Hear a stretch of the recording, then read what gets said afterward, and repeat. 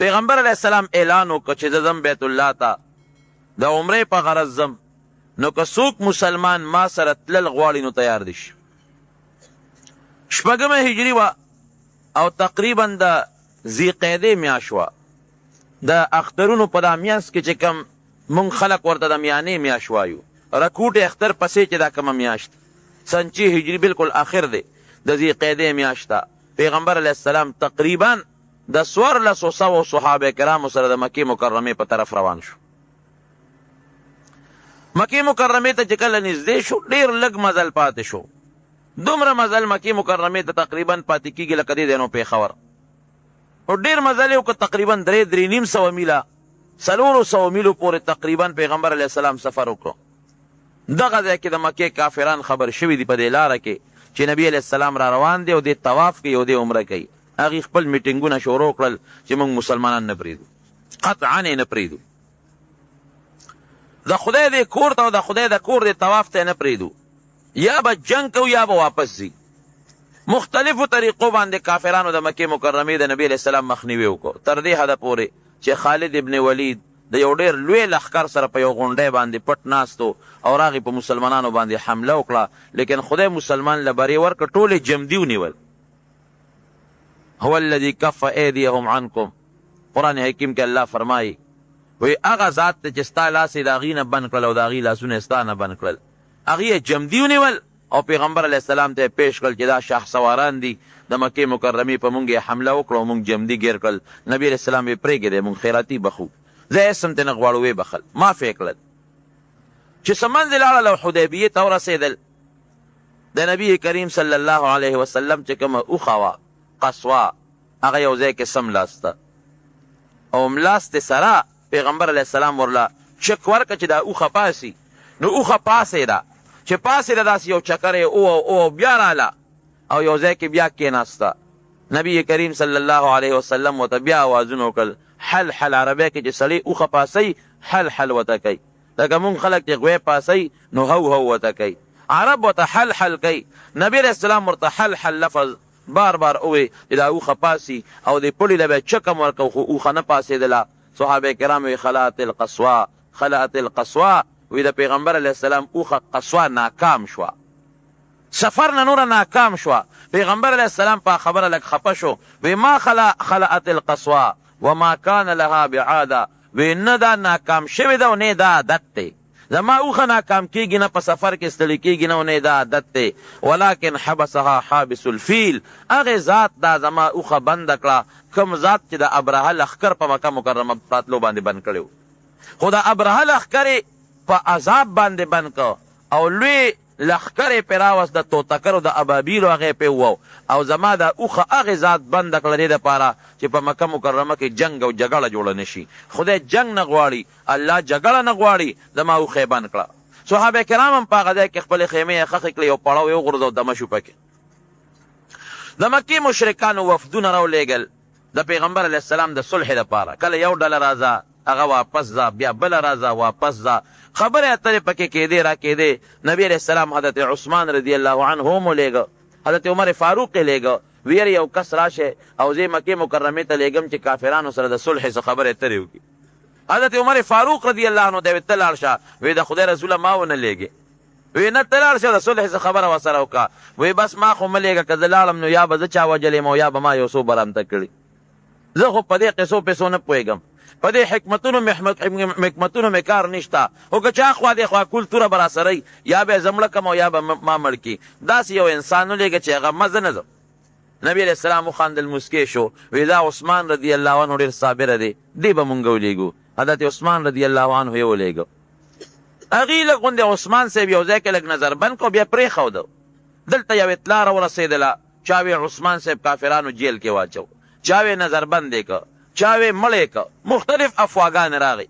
یو اونه وه په حدیبیه کې سموره غټ کیکر ورته وایي، د هغې لاندې پیغمبر علیه السلام ناستو او ټولو صحابه کرامو سره بیعت وکړو، وی د عثمان قصاص بالو، د هغه بدل بالو، څوک به زما ملګرتیا وکړي چې زه لاړ شم او د حضرت عثمان رضی الله عنه د دې یو مسلمان انتقام زوالم، څوک به راشي او ما سره به په دې خبره کې ملګرتیا وکړي، یو عثمان دی ولې بند که، دی ولې جیل کې واچو، دی ولې نظر بند که، څوک به ما سره په دې خبره ملګرتیا وکړي؟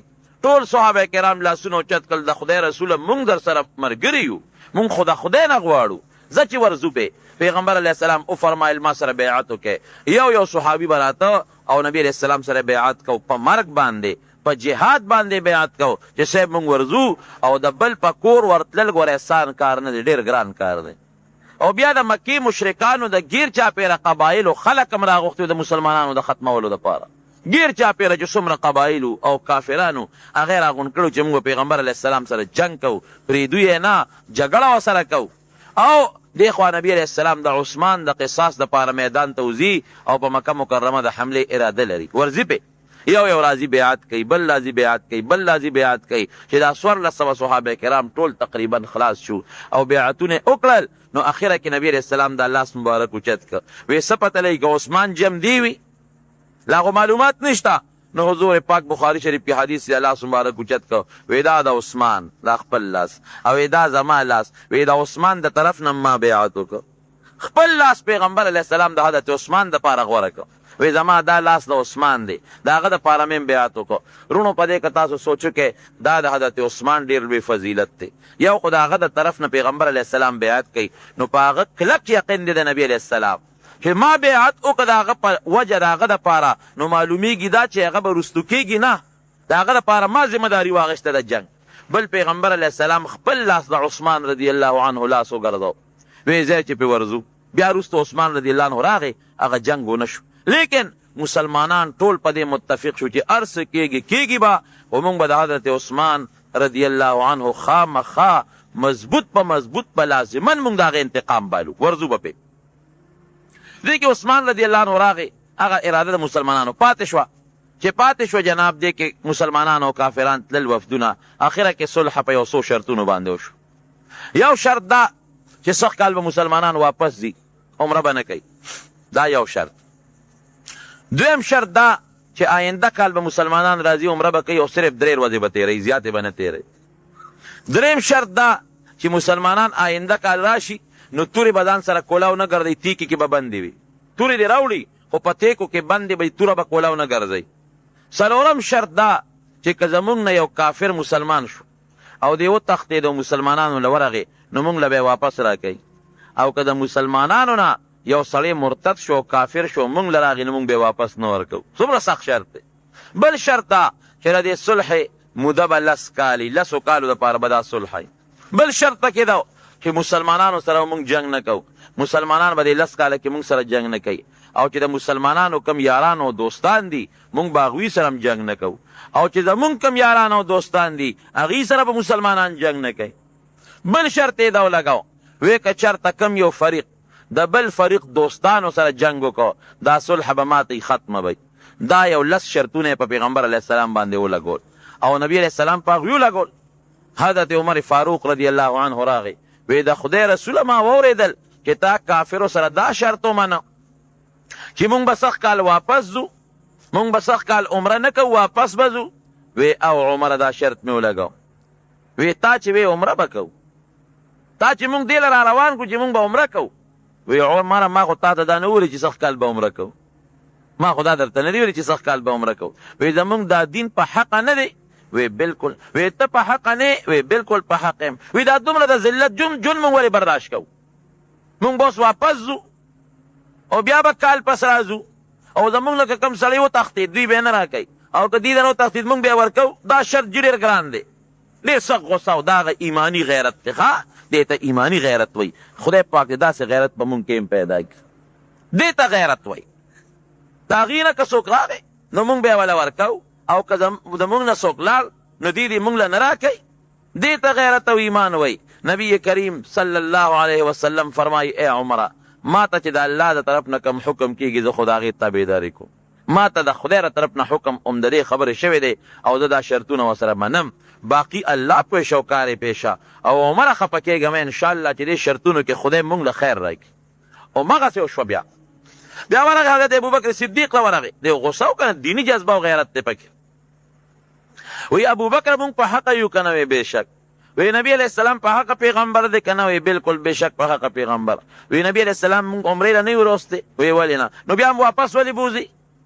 هم ابو بکر صدیق رضی الله عنه ورته فرمایي وی تا ته نبی علیہ السلام دا ویلو رونو دا چنده لګه زیاته واچوي زمونږ بل د جومات ډېر لوی بل راغلی دی تقریبا 1300 روپۍ د جومات بل راغلی 1300 روپۍ نو پکې مور باندې زیات چلیږي او بل دا 100 یونټې جمع شوي دا مونږ ته د بجلی دا د جومات دا کار کوو نو هغه پکې بل هم لګېدلی و نو تاسو ملګري پوره د اخلاص نه کار واخلئ او د صادر سره امداد وکړئ چې دا د جومات دا بل کم از کم ادا شي خدای پاک به درله اجر درکړي نو دا خبره دا ده چې ابوبکر صدیق رضی الله عنه ته هم حقه خبره کوي وی نبی علیہ السلام نو ویلي چې عمره به کوو وی تا ته ویلو چې سخت کال به کوو چې څنګه نبی علیہ السلام جواب ورکړو مخکې وی تا ته دا ویلو چې سخت کال به مونږ عمره کوو وی عمره د خدای پیغمبر دی او چې خدای ورته څه حکم کوي د هغې تابعداري به هغه هم کوي مونږ به هم کوو وروسته بیا عمر فاروق رضی الله عنه وی دا خبرې خو ما د دیني جذبې په برکت وکړې وی قسم دی بیا پې ډېر خفه وم چې ما د نبی علیہ السلام مخکې دومره تیزې خبرې ولې وکړې وی ډېر غلامان او مریان مې بیا آزاد کړل چې خدای په دې غلطۍ او په دې ګناه مې ونه نیسې دغې وخت کې وروڼو دا خبره اتره کېدله او نبی علیہ السلام عمر ته څه وی وی یا عمره وی ته ولې خفه کېږې وی که زمونږ نه یو سړی لاړ او مرتد شو کافر ولو تښتېد نو مونږ له دې ډورانه کې مونږ پې څه کوو مرتد شو مونږ پې څه کوو نه دی راکوي او که د هغې نه یو سړی رو تښتېد او مسلمان شو وی مونږ به یې واپس ورکو انشاءالله چې خدای پاک به په هغې کې ډېر لوی خیر واچوي هغه له به خدای د مسلمانۍ او د ایمان او د کولاو لارې خدای توفیق به ورکړي الله به ورته کار اسان کړي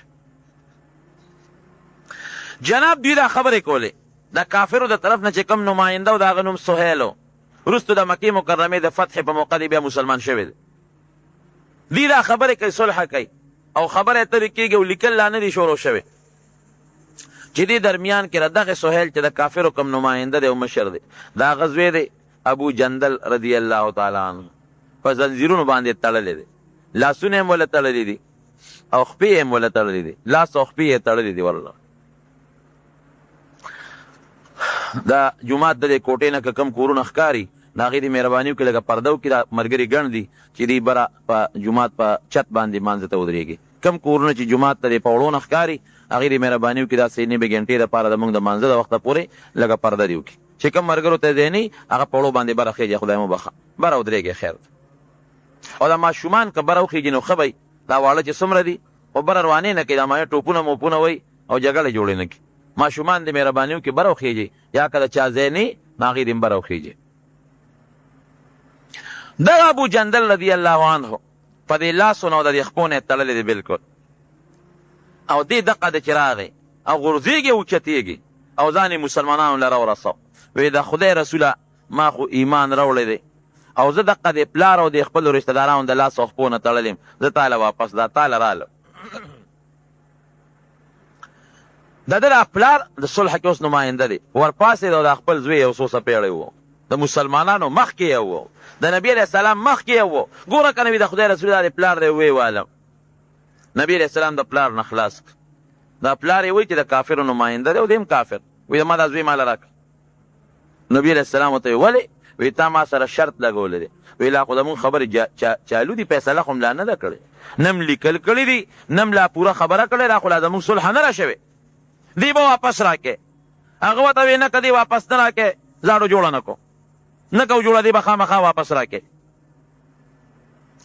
نبی علیہ السلام ورته ګوره دی ما ته پرېږده خیراتي راته پرېږده پیسې یې رانه واله خو دې رانه واپس مه غواړه وایي خامخا یې دنه واپس غواړم نه پرېږدم خامخا به یې راکې پیغمبر علیه السلام ورته ډېر منتونه وکړل خو هغه نه منله نبی علیه السلام د ابو جندل ته وایي ملګري خفه کېږم زه دې ورکوم ځکه ما صلح کړی ده او شرط مې لګولی اگر چې لا دسخط نه دی شوی خو زه پرې راضي یم په دې شرط او دوی هم پرې راضي دي نو زه به تا دوی له ورکم او ته خفه کېږه ما الله به تعالی لار خوله وکړي او خدای پاک به دې واپس راولو خدای پاک به د انتظام او بندوبست به درله وکړي هغه چې دا واورېدل چې ما واپس ورکوي نو هغه دا کمیس وویسته او دا شا یې دې ټولو مسلمانانو ته وښوله ویې مسلمانانو زما د املا ته وګورئ ټول املا چاپې چاپې او داغونه پې ولاړو حضرت عمر فاروق رضی الله عنه کې خو ډېره لویه جذبه وه هغه خو د میدان نه لاړ وي زه خو دې ته نشم کتی لاړ چې د یو ګوټ کې کېناسته وی نبي علیه السلام دا ته څه کې اوس دا یو هلک دی او د ټولو مسلمانانو نه درخواست او فریاد کوي چې ما بچ کې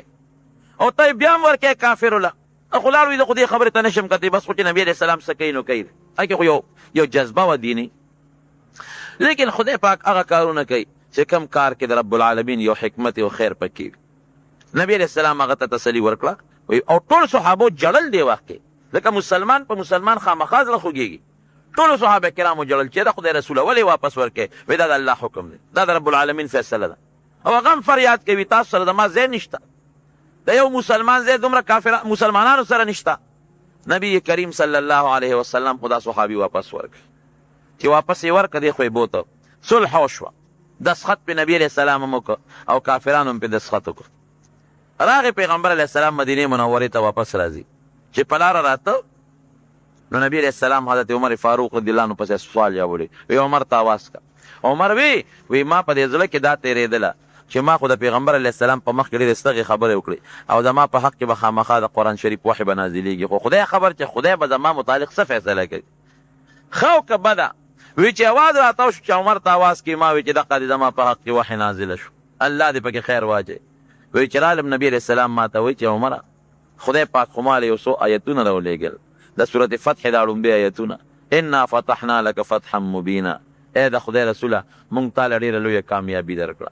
د حدیبیې د صلح ته او د شرطونو ته خدای پاک فتح مبین وي، ښکاره او لویه کامیابي. او یقینا دومره لویه کامیابي خدای مسلمان له ورکړه. په ظاهر کې د مسلمان تاوانو، په حقیقت کې ولا خدای ډېره لویه کامیابي ورکړه. هغه کامیابي څه وه؟ دا سنچي هجریه تقریبا ختمه ده. دې وخته پورې د مسلمان تعداد دا یو 1400 تقریبا څه د پاسه. او دې پسې 2 کاله پس په 8 هجری کې پیغمبر علیه السلام زیو مکه مکرمه فتح کوي. مکه مکرمه چې کله فتح کوي د مسلمان تعداد تقریبا 10,000 کسان لښکر مکې مکرمې ته روان دي. دا دومره مسلمانان خدای زیات کړل. او بیا په 10 هجری کې چې پیغمبر علیه السلام د حجة الوداع لذي اخیری حج د نبی علیه السلام د مسلمان تعداد 1,43,000 ته رسېږي. دا د صلح برکت دی. صلح وشوه، مسلمانان به تل کافرو به د مسلمانانو عادات او خوی بی معلوم کو. کافر بدل تر اتل مسلمانانو ځکه صلح وشوه د مسلمان اخلاق هغې د نږدې نه ولیدل، د مسلمانانو قرآن یې د نږدې نه واورېد، د پیغمبر علیه السلام حالات به د نږدې نه ولیدل. دلادل به خدای پاک مسلمانول، ځکه جنګ کې خو یو بل سره لیدې نه شو، نو یو بل له مخې له ورتلی شو. نبی علیه السلام چې کله مدینې منورې ته لاړ، یو بل صحابي دی حضرت ابو بصیر رضی الله تعالی عنه اپا منډه راغی مدینې منورې ته کېناست. نبی علیه السلام ته وایي د خدای رسوله وایي ما خو ځان د کافرو نه راخلاص کړ او راوتښتېدم. پیغمبر علیه السلام وایي ډېره ښه ده کېناست. چې کېناست یو 2 کافران ورپسې راغلل توره په لاس. وایي مونږ د مکې کافرانو رالېږلي یو خپلو مشرانو او مونږ ته یې ویلي دي چې زمونږ یو سړی تاله راتښتېدلی دی او تا مونږ سره دا شرط لګولی دی چې که زمونږ یو کس راوتښتي نو مونږ له به یې راکې، نو دا سړی دې مونږ له یې راکړه چې مونږ یې ځان سره بوځو. پیغمبر علیه السلام وی بلکل ما وعده کړې ده او زه به یې درکوم. هغه هم ورته واپس کړه. هغه هم ډېرې چغې والې د خدای رسوله ما واپس ورکړې خو وجنې مې. کافرانو سره دواړو سره تورې دي، یو ځای کې کجورې مجورې خوړی. حضرت ابو بصیر رضی الله عنه تش تور دی، یو کافر ته وایي وی ملګري ډېره خشته توره دی نه ده، نو چې د چا تورې صفت وکړي نو هغه لږ په جوش کې راشي. ډېره اعلی توره دی نه داسې خلخل دی. هغه ورته وایي وی په دې ما د ډېرو کافرانو د ډېرو خلکو نه سټونه والي دي. وګوره که نه لاس کې یې دله ورکړه. وی ته خو یې وګوره چې د لاس کې واخېسته په هغه د پاسه یې وکته اوچته یې کړه هغه یې راوبرولو سر یې ته یې خوا کړه. ودرېږه چې په ته تجربه وکړم چې ښه ده که بد. اوس هغه بل ملګري چې پوه شو چې د ما نه خو یو مړ کړه، نو بس هغه هم خپلې 2 پردی منډې کړه غره غره مدینې منورې ته دې ورپسې دی. اوس هلته مخکې دې ګوره کافر کړني په مسلمان کړی قتل. وی دا سړی یارې راغشتی دی، وایي هر څه چل چې دی خو یارې راغشتی دی. چې راغی پیغمبر اسلام ته وایي د خدای رسول هغه یو خو یې راله مړ که او ما هم ووجني. دغه دې راپسې راغی راورسېد. حضرت ابو بصیر رضی الله عنه سره توره په لاس کې ده. وایي د خدای رسول یو خو مې ورته فیصله کړه، وایي دا بل هم راته پرېږده. وایي کښېنه د الله بنده بې ځایه سړی دې مړ کړه، اوس به څه کېږي؟ دې ورته وایي ښه دې را سره اوس ولېږه، زما خو یې ملګری مړ کړه او که زه مکې مکرمې ته لاړ شم یوازې نو بیا به کافر به زمونږ مشران به سخت غوسه بیا به را سره نور ملګري را لیږي. نو مهرباني وکړه دې را سره اوس ته ولېږه. نبي علیه السلام ته وایي پیغمبر علیه السلام ورته وایي دغه دې بویه ده که نه زه سره ولېږم بویه ده نه نه وایي زه خو یوازې نه شم بوتلی، اوس ما پې برابره خپل ملګري ورسره که چې ما سره یې بوځي. ابو بصیر رضی الله عنه وایي د خدای رسوله تا خپل شرط پوره کړه، زه دې ورکړم، دا خو زما کمال و چې ما ځان را خلاص کړ، ما به اوس نه ورکې. حضور پاک کو فرمایل ویل امه مسعر حرب وی دې جنګ ګرموي دا صحابي اوس زمونږ او د کافرو منځ کې صلح وشوه دې لانجه خرابوي وی څوک شته نه چې دې پوه کړي هسې وروڼو تاسو نه تپوس کوم که دې زمانې مسلمان و څه به وې ښه زما نه مسلمان سره ځای شته نه مې پیغمبر علیه السلام سره ځای شته او ما زه مسلمان یم او بیا مې ورکوي نو ایمان به یې پرېښی و که به یې نه و پرېښی چې په دې ایمان څه کو نبی علیه السلام سره مې ځای نشته مسلمان سره مې ځای نشته او ما بیا ورکوي لرې که په دې ایمان څه کو لیکن هغه د صحابه کرامو ایمان ورو هغه مضبوط ایمان و کلک ایمان و هغه په دې خبرو نه وته بلکل پاسید او د دریاب غاړې ته وتښتېد د دریاب په غاړه باندې دیره شو هغه ابو جندل رضی الله عنه چې کله خبر شو هغه هم راوتښتېد دله لاړ او چې کوم مسلمان کافر به مسلمانېده نو نیغه منډه به یې واله او دوی له به تښتېده خدای پاک دې هلته د مسلمانانو یو وړه غوندې ډله جوړه کړه یو څو کسان چې کوم به کافر مسلمان شو دوی له به تښتېده یو ډله جوړه شوه د مکې د کافرانو چې کومه قافله به شام ته تله یا به واپس راتله دوی به پې د پاسه حملې کولې د هغې تجارتي لاره یې بنده کړه یو طرف نه به هم پې حمله کېدله بل طرف نه حمله کېده او د دوی خوراک به سرونو دوی دغه ځای به د اونو پاڼې خوړئ او دا کبل او دا دربونه دا به یې راشکول او دا به یې خوړل پرې به یې خپل ګذرې اوقات کو او د اونو لاندې ډېره اوسه جونګړه اوسه سپر او کوټه هم نه وه په هغې به یې خپله ګزاره سره کوله او بستره هم ورسره نه وه په خاورو د پاسه به غریبانانو د کېدل خو ایمان یې په خپل موټي کې او په خپل لاس کې کلک نیولو کافر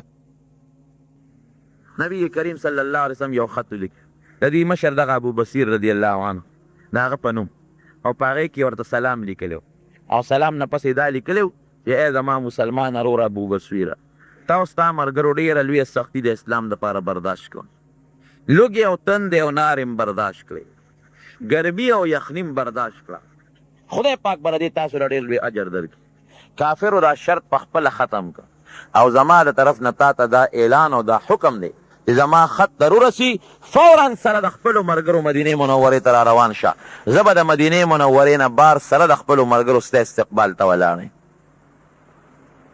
دا یو ډېر لوی اعزاز او اکرام فورا د ملګرو سره را روان شه د مدینې منورې نه بار به زه سره د خپلو ملګرو ستا استقبال ته ولاړئ دا خط هغه صحابي په منډه ورسو ابو بصیر رضی الله عنه لیکن د خدای شان دی حضرت ابو بصیر رضی الله عنه بیمار پروت او په خاورو د پاسه پروت په ځمکه په خاورو د پاسه پروت دی او بیمار پروت دی ځکه هلته نه طبیب شته نه ډاکټر شته نه دارو نه درمل شته نه کوټه شته په خاورو د پاسه پروت دی چا ورته وی ابو بصیره مبارک دی شه ابشر زیر قبول کا د پیغمبر علیه السلام خط درته راورسېد او په هغې کې مونږ ته اجازت راکړه چې شا بیا فورا مدینې منورې ته را روان شي او نبی علیه السلام به ستا او زمونږ استقبال ته ولاړ حضرت ابو بصیر رضی الله عنه خط راواغېشت او لاول یې ښکل که او بیا په دې خپلو سترګو د پاسه کېښود او یو ډېر لوی افسوس او ارمان یې وکړ خدای پاک ته سر اوچت کوي یا الله ما خو ایمان دې له نور وړه چې زه به د دریاب په غاړه مرم ما خو دې له ایمان راوړه چې زه به د پیغمبر علیه السلام سره ډېره ملګرتیا وکړم د هغه د جنډې لاندې به زه جهادونه وکړم او د هغه د دشمن سره به ډېر لوی جهاد زه وکړم او زه به د کافرو د لاسه شهادت ته رسېږم ما خو دې له ایمان راوړه چې زه به د نبي علیه السلام خوا راټینګه کړم هغه سره به ناسته وکړم د هغه خدمت به وکړم خو الله قسمت کې دې راله دا نه ولیکلې خدایه نه مې د پیغمبر علیه السلام خدمت وکړو نه مې ورسره په یو سفر کې ملګرتیا وکړه نه مې د هغه د جنډې لاندې جهاد وکړه نه مې هغه پسې مونځ وکړو نه مې د هغه خدمت وکړو پیغمبر علیه السلام سره د خدای راله ناسته نصیب نه کړه خو په دې د خدای لاک لاک الله ستا شکر ادا کوم چې آخر وخت کې د پیغمبر علیه السلام د خط سره خو مې ملاقات کېږي که ملګرو ته یې وی زه خو د تلو نیم ما نه سا خېږي د ما ځنکدن دی خو تاسو به مهرباني وکړئ فورا به روان شئ او د نبي علیه السلام مخې له به لاړ شئ استقبال به یې وکړئ او زما د دې خبرو اطلاع به ورله ورکړئ او زما د طرف نه به حضور پاک ته زما ډېر لوی سلام پیش کړي وفات شو خبره مې دې پورې کوله چې ایمان او اسلام دغې ته وایي لکه صحابو له چې خدای کم ایمان او کم اسلام ورکړی کلک غیرت او کلک ایمان دې ته وایي نه پروای مال او نه پروای نفس نه پروای اولاد او نه پروای بل د چا پروا به هم نه ساتې د خدای دپاره نی مسلمان سره دی شته او نه کافر سره دی شته ضاقت علیه الارض بما رحبت ځمکه پې تنګه ده هیڅ چا سره ځای نشته، لیکن ایمان یې په خپل لاس کلک نیولی دی، د ایمان پرېښودو والا نه دی. مسلمان دې ته وایي او د مسلمان غیرت دې ته وایي.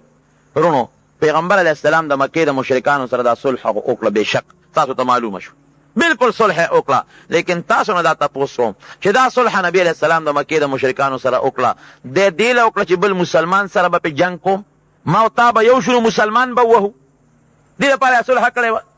د مکې مشرکانو سره چې نبي اسلام په حدیبیه کې کومه صلح وکړه، دې څه لپاره وکړه؟ دې له کړې وه چې مونږ او دا مشرکان به یو ځای شو نو بل مسلمان به پې وډبو. دا صلح دې لپاره کړې ده؟ نه نه. بل اوس خو زمونږ جرنیل صاحب بله خبره وکړه که نه، هغه خو همدې حدیبیې والا مثال ورکړو، وایي د پیغمبر علیه السلام په حدیبیې کې د مشرکانو سره صلح کړې ده، نو وایي که زه د امریکې سره صلح وکړم نو څه چل به وشي؟ الله بدبخته هغه خو صلح دې لپاره وکړه چې د مسلمان او د کافران منځ کې ډېر زیات جنګونه وشو. هغه شرطونه د مسلمان هم منلي کېدل او د کافر هم منلي کېدل. زه جوړه به وکړو، جوړه ښه شی دی. اوس هم تاله اختیار دی مسلمان سره جوړه وکړه، امریکې سره مو که هندوستان سره مو که ځه، هندوستان ستا قریبي دشمن دی، تا ته بالکل اجازت دی صلح ورسره وکړه، جوړه ورسره وکړه. چین دې خوا کې دشمن دی، صلح ورسره وکړه. روس دې خوا کې دشمن دی، صلح ورسره وکړه، تا ته اجازت دی. او لوی دشمن ستا هندوستان دی، ورسره جوړه وکړه، صلح ورسره وکړه، په کومه طریقه چې ورسره وکړه. لیکن صلح دې دپاره نه چې مسلمان به پې ووایي. ته خو که امریکې سره صلح کوې په دې خیال کوې چې د افغانستان دا مظلوم مسلمان پې ووایي، دا په کوم شریعت کې جایز دی؟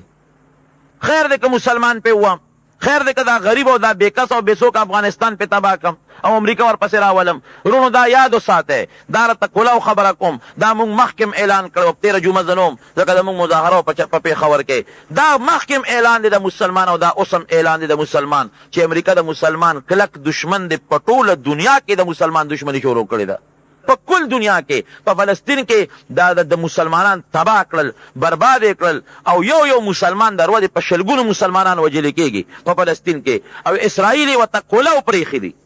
اسې دا ظلم نه دی، دا زیاتې نه دی. اقوام متحده ده او سلامتي کونسل دی او بل دی او دا د هغې فیصله ده. یو سړی چې د دوو دشمنانو جوړه کوي نو چې دی د انصاف جوړه کوي، د یو نه به م وسته والي او د بل نه به م وسته والي، دواړو نه به یې غونډه کوي، او چې یو نه وسته والي او بل ته یې پرېږدي، دا د انصاف جوړه ده، شرم نه ده.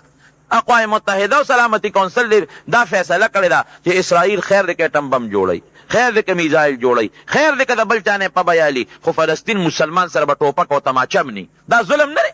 چیلی دی ورته وتړل او شرمخ دی ورته پرېښود.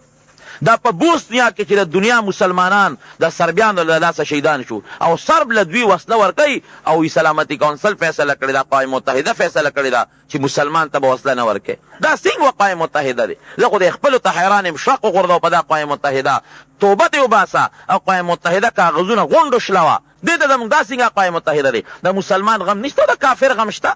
په عراق کې چې دا مسلمانان تباه کړو، د امریکې دا بمبار جزونه ځي او وروسته ورو د په هغې بمباري کې دا مسلمانان یې شهیدان کړل، ښځې شهیدان یې کړې، ماشومان یې شهیدان کړل. دا دهشتګردي ده که ورونو که نه ده؟ دا ظلم دی او که دا ظلم نه دی؟ د هغې غم نشته. عراق کې د مسلمان برباد کړ، په بوسنیا کې د مسلمان برباد کړ، په فلسطین کې د مسلمانان برباد کړل. دا دهشتګردي نه ده؟ خو که ستا په ملک کې او ستا د ملک خلکو ستا بیړه غرقه کړه او ته تباه کړې، نو دا دهشتګردي ده.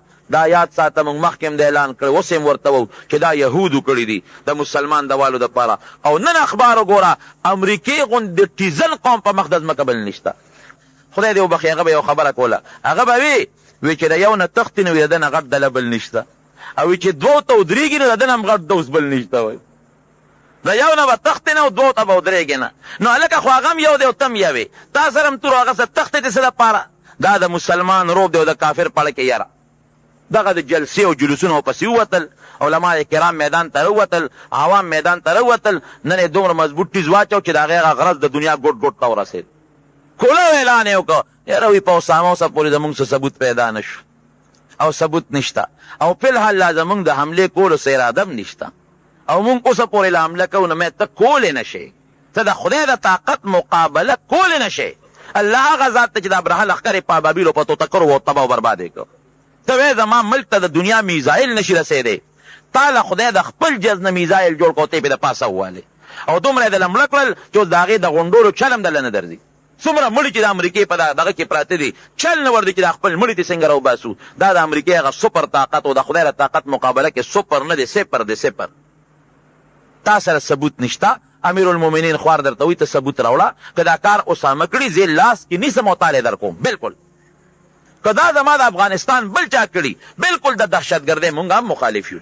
څنګه چې زما په وطن کې بمونه خلاصېږي او زما په وطن کې مسلمان مري نو په دې به مونږ خفه کېږو که به پرې نه خفه کېږو. دارنګې په بل ملک کې که امریکا ده او که لندن دی او که بل دی په هغې کې بمونه خلاصېږي او دهشتګردي پکې کېږي په دې مونږ هم پرې خفه یو. ټیک ده په یو نسبت خو پې زه خوشحاله یم چې خدای د امریکې له سزا ورکړه. دومره خدای پاک پیدا کړه چې د خپل عزم او د خپل ارادې نه خدای پاک رستو کو. او پاکستان والا ګیله زمونږ د هغوی نه نشته، د خپل ملک نه هم ګیله ده. او بل تقریر کو د خلکو دماغ یې ګمراه کړل. وی نبی اسلام صلح نه ده کړی، وی خپل ملک بچ کول پکار دي. وی دې راځي او د انډیا والا اډې ورکوي ځکه نو اوس د انډیا اډه ورکړي که نه چې صرف عوام مخالف دي نو ویرېد. نو که پاکستان حکومت یې مخالف شو څه به یې کول؟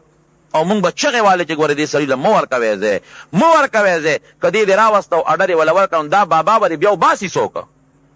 خلیج کې خپې خښې کړي چې هلې د خپو چل ورځي. او بیا پښتون له خو پکار دی چې پښتون خو د امریکې زم په غاښونو باندې وچیچي. پښتون له نه پکار چې بالکل د حکومت د دې خبرې حمایت دی په کومه خوله پښتون به کوي. دا هغه پښتون نو چې د انګریز د دې وطن نه شړلی دی. شړلی دی که نه دی شړلی؟ دې پښتون شړلی دی. او ته بیا وایې د بعضې خلک دا چغې وایي وایي یاره وایي نه وایي د جنرال مشرف فیصله وایي ډېره ښه ده وایي وردي کې ولاړه او زید هم وله ورکي او دهشتګردي دې ختمه کړي. هغه انګریز چې ستا مشر او زما مشر او دې پښتون او دې ملا په شریکه شړلی دی نو هغه بیا دې وطن ته راولي دا پلیت قدم. او که یو ځل دې بیا راغی او دا بحیره در نه ونیول او دا جزیرې در نه ونیولې دې به وباسې څنګه؟ اوس ته سره طاقت نه چې ځان ته خلاص کړي او بیا به دې وباسې. محمد بن قاسم دا هغه ځای نه راخوشې شو او اله صبر شو چې غونډ سند یې په قبضه کې واخېست او راجا داهر له شکست ورکړ. دا خو د تاریخ قاعده ده چې ته افغانستان په مظلوم مسلمان ننګ ونه کې. ستا د هغه میزایل نه څه پیدا شوه، ستا د ایټم نه څه پیدا شوه، ستا د جوهري هتیار نه څه پیدا شوه. دا څه لپاره تا د ایټم بم جوړ کړی دی او دا میزایل دې جوړ کړی دی؟ دا به کوم وخت په کار راولې؟ اخر هغه ټیم او هغه وخت یې وښایه چې ستا د مسلمان رور دپاره په کار نه شي او ستا د خپل ځان دپاره په کار نه شي. کوله او مشرف له په کار و جرنیل صاحب له چې اعلان یې ورته کړی وی چې ته راشه او د افغانستان خلاف ثبوت پیدا کړه اسامه خلاف. بالکل ستا فوج تاجت نشته، ستا ټینک او ستا جس تاجت نشته. زه دې ملګری یم اسامه درله زه کلک نیسم. اوس د عوامو نه در کې یاره راله پخپله د خپل دین د خپلې خبرې نه اوس وروستو دی. یو وخت یو سوی بل وخت کې بل سوی. خدای پاک دې په مونږ کې کلک ایمان پیدا کړي، خدای دې مونږ کې کلک طاقت پیدا کړي. نن هغه وخت دی نو د قیامت پر ورځ باندې دا خبره د ما غوږو ته ورسوې د قیامت پر ورځ د اسامه به لاس او د ټول مسلمان ګریوان به د دې مشرانو ګریوان به د خدای دربار کې چې خدایه ما خو د امریکې دشمني په دې وجه کړې وه چې دې ستا د پیغمبر دې وطن ته دا پلیت قدم راغلی دی. نبی علیہ السلام فرمایي اخرجوا اليهود والنصارى من جزیرة العرب و یهود او عیسایان د جزیرة العرب نه وباسئ. خو دغه وایي که نه چې د امریکا ولې عربو ته راغلې ده. دا دې وځي د پیغمبر د خبرې دپاره لګیا دی او خپل ځان یې اور ته وغورځو، ځان یې بالکل د امریکې مخالفت ته ودرو. خدای دا اعلان مې لګولی زما په دنیا کې په یو حکومت کې یو مسلمان سره م خدایه ځای نه و. څنګه په ابو بصیر باندې ځمکه تنګه وه خو اخو لا بیا نبی علیه السلام شرط لګولی و. دلته خو چا شرط نه دی لګولی او نه د چا نه پیغمبر جوړېږي چې هغه د کافر سره شرط ولګوي. یو مسلمان سره مې خدایه ځای نه یو نه پاکستان سره نه بنگلادیش سره نه بل سره او نه بل سره. د قیامت په ورځ به دا اسامه به یو د مسلمانانو ګریوان به. ډېر خلک وایي وردی کې وله که نه وایي اسامه دې وله ورکي که نه. ولې؟ ځکه اسامه دا ناره لګوي چې جزیرة العرب مکه و مکرمه و مدینه منوره او د هغې ګردونواح کې د پلیت کافر نه ګرځي. دې باندې د امریکې دشمن. نو که افغانستان ورته خپل پاکستان ورته خپلې سترګې سرې کړې د پاکستان به څوک انډیا دې ځای ورکړي په کومه به دې حمله کوي؟ د پاکستان د حدودو نه بغیر دې په افغانستان حمله کولی شي؟ په کوم طرف به دې حمله وکړي؟ لږ ورته ځان کلک کا دغه دغه سود په پیسو متیا دې وکړه. د ورلډ بلډینګ او د آی ایم ایف او د امریکې د سود په پیسو متیا دې وکړه. کلک زم جرأت پکې نشته دا ورته ووایه چې نه بالکل قطعا او یقینا زه د خپل مسلمان رور افغانستان په مقابله کې ستا حمایت نشم کولی. ته په ما قرضه باندې چې څومره دې را باندې قرض دې د دې نه انکار کوم دا نه در کوم. لا لاس دې خلاص ستا دې خپله به راځي او څه به وکړي ریشیډولینګ هغه خپل چې کم قرضه ده هغه د لسو کالو نه وروستو کوي او سود در سود به نه الي.